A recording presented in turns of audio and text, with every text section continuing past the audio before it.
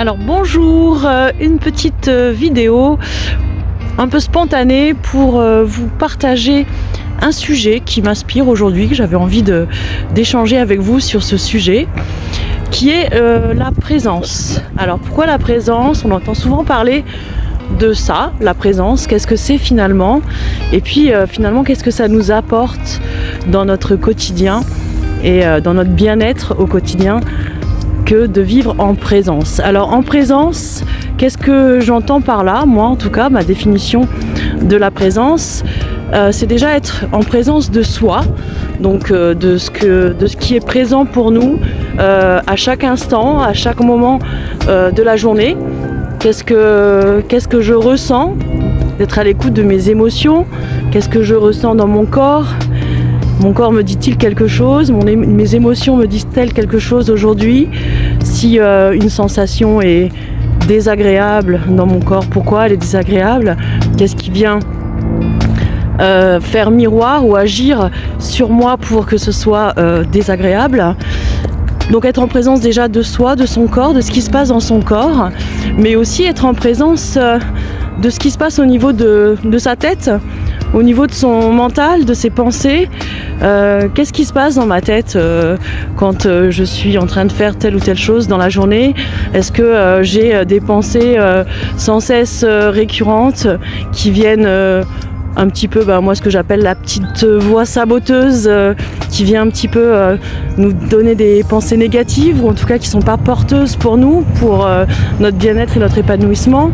Est-ce que j'appelle aussi des fois le mental menteur, parce que il nous raconte tout un tas de scénarios mentaux, qu'est-ce qui se passe dans ma tête à ce moment-là? Donc est-ce que je suis en présence aussi, à l'écoute de ces pensées, de ce qu'elles me racontent, de ce qu'elles me disent de moi, de mon histoire, de mes interactions avec les autres? Et est-ce que je les écoute finalement, ces pensées, ou est-ce qu'au contraire je décide de ne pas les écouter finalement? Et puis la présence, c'est donc être présent à soi, donc par le corps et par ce qui est présent à nous dans le corps, mais aussi dans nos pensées, mais aussi être présent aux autres. Est-ce que je suis vraiment présente à l'autre quand j'interagis avec l'autre? Est-ce que j'écoute ce qu'il me dit?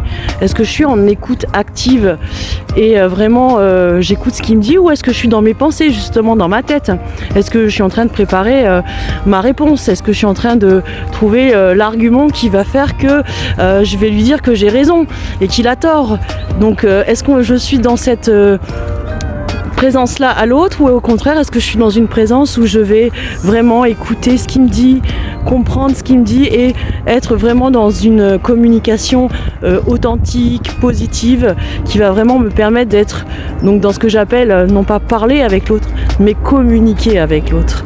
Alors pourquoi être en présence déjà à soi et à l'autre? Parce que c'est un élément vraiment essentiel du bien-être, parce qu'on se rend compte que quand on vit vraiment dans la présence à soi, à l'autre, et dans le moment présent du coup, parce que du coup en étant dans cette attitude-là, on vit dans le moment présent, et bien quand je suis dans cet état-là, je me sens bien, parce que je suis finalement plus proche de qui je suis vraiment, de ma véritable nature, et non pas de tout un tas d'histoires qu'on me raconte.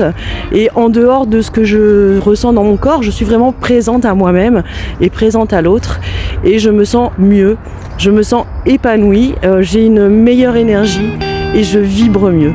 Donc voilà ce que j'avais envie de vous partager aujourd'hui.